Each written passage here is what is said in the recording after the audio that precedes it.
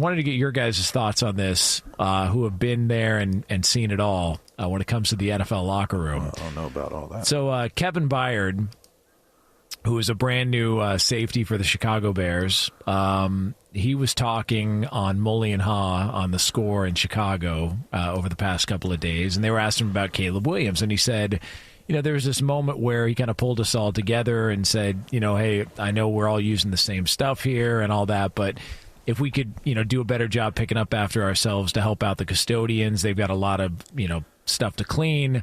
I just think we could help them out a little bit more. So kind of, it's not that big of a deal. I had this conversation with Kevin Winston Jr.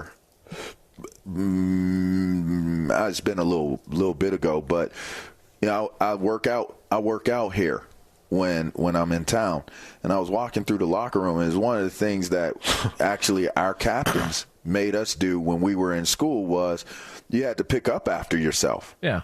So it was like a standard that was created. Like, don't act as though you're so privileged that you don't take care of your own stuff. Like, stuff was everywhere. I was walking through the locker room. I was like, man, dude, sneakers and flip-flops and their clothes and all that stuff is like all over the place, man. I was talking to Kevin. I was like, bro, part of being a leader is, and it was like three more. It was several other players too. I was like, how do y'all keep y'all locker room like this?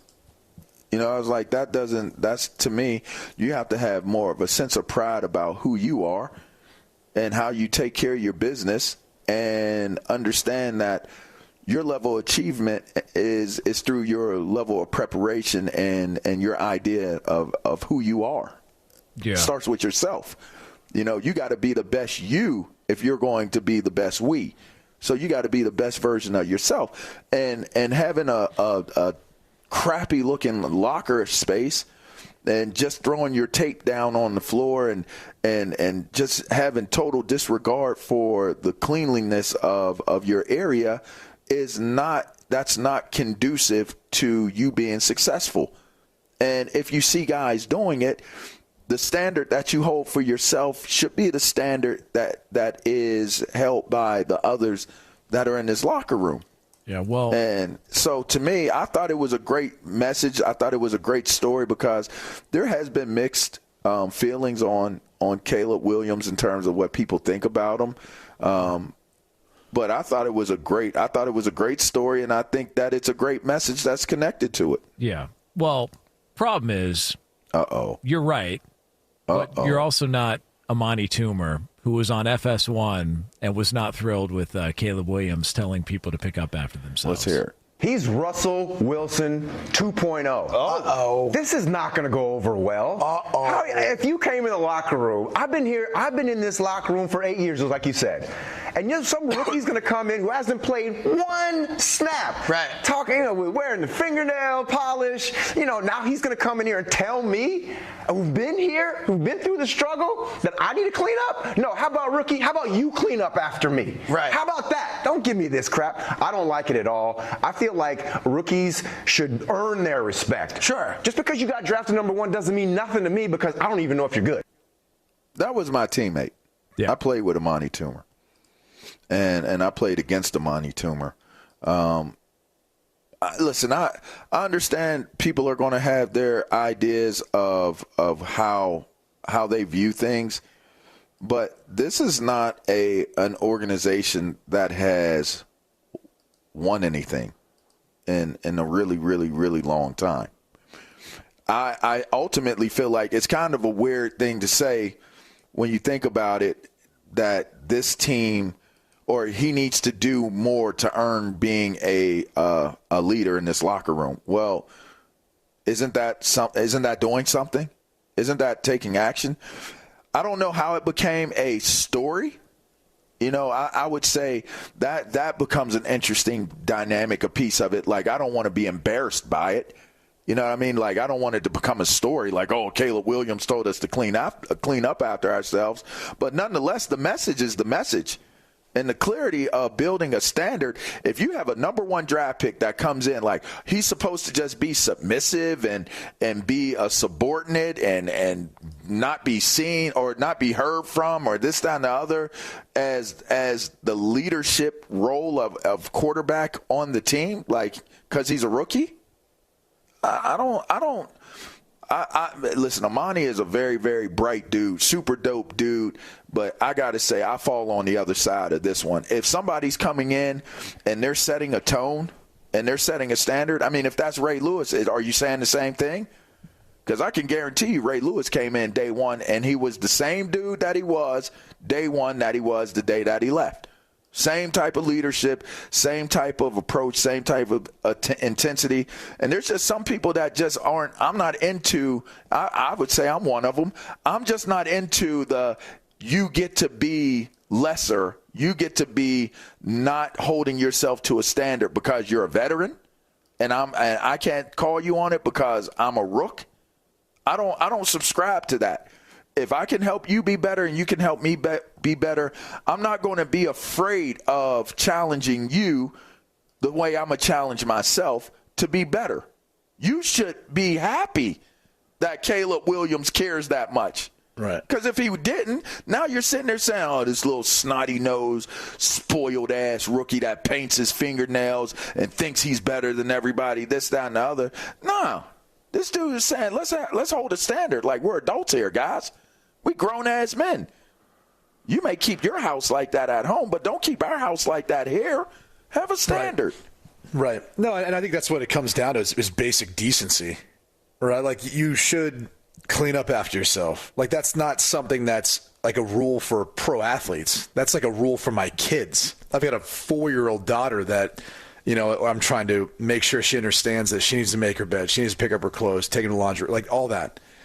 So I'm not sure why this is such a big topic of conversation. Maybe it's because there's an idea that, like LaVar touched on, that a rookie can't tell a veteran what's right and wrong, because that rookie, this specific rookie we're talking about, is who's largely going to change the fortunes of a franchise that maybe hasn't been doing it right for the past however long, since they went to a Super Bowl and lost to the Colts, right? And so it's like sometimes you need change to come in there. And by the way, I've heard stories of Ed Reed and other all-time greats talking to guys about that. And I guess maybe from Amani's thoughts, maybe he would feel different if it was Ed Reed saying it versus Caleb Williams. But the truth of the matter is, right is right, wrong is wrong. If that's how you're conducting yourself in your locker room because you think it's someone else's job to pick that up, then maybe that says more about you as an individual. Like, if the whole topic of conversation here is because Caleb Williams is a rookie, he can't hold other people accountable, then you're going to have a really, really hard time in an NFL that is pushing out veterans left and right, that is turning over rosters more often than not to find young players who will come in and say and do the right things on and off the field. Like, I just, a matter of fact, like, it's harder for older players to, last in this league and assimilate in this league, given the ratio of turnover time and time again. So you better get accustomed to working with rookies. And at times when a rookie quarterback comes in that's special, taking their advice or even like listening and working with them in that way. Like CJ Stroud's in year 2. He's been in the league for a year now. If he says it, does that make it different? Because Caleb Williams is going to try to make a splash similar to what C.J. Stroud did last year. Like, is that what this is really just about, the fact that he's just a rookie and hasn't done anything yet? Because I think he's going to do some special things. Like, does it take you 3-4 games in the season before you're willing to then listen to that player? Like, that's what kind of strikes me as odd is, like, the organization's already made their decision. They've already given this young man the keys. And there's a reason for that. Because I think the way this has all come out, it's portraying Caleb Williams in the proper light. A guy that you want to be as your leader, if he's making sure they're doing the little things like that, and then detailed on that off the field, they'll be doing the right things on the field as well. And it's all Kevin Byard is a veteran. He's been in the league for a long time. Like, he didn't have an issue with it. Like, that was They asked him the question, like, what have you seen from a leadership standpoint that stands out? And he chose that. Yeah. So, like, that's not a like. And can I point this point out too? By the way, can I point this out? Point to the point. If you are a grown ass man and a young college rookie is experiencing you being a effing slob, you should be more ashamed of yourself than you should having some type of opinion to lob and throw at a rookie for calling you on your buffoonery. You should be ashamed of yourself to be a vet. I don't care if you think that you don't need to be an example to the other guys in the locker room or not. That's up to you. That's your own personal choice. But if you have no sense of ownership over how you conduct yourself in terms of just the simplest thing of, once I take my towel off, it goes in the bin. Once I cut my tape off, it goes into the trash. Once I take my jersey off, it goes on my pin, or it goes into the jersey's pin or den, wherever it is it's supposed to go. If you don't have the discipline on something as small and as little as that, as a veteran, you should be ashamed of yourself, not taking aim at someone that actually would care enough to call you on not being that person. That's the bigger point. And for what it's worth, if you take it at its face value, nothing less, just face value, it's correct. That is correct. I should be more. I should have a higher standard for myself. I should have more self-discipline for myself as an adult in a pro locker room. Like, that's wild, man. And also, because I won't stop now, and I can't stop. As somebody who's been a custodian before, I appreciate it. Appreciate you, Caleb Williams. Here we go, dude. Man of the people, bro.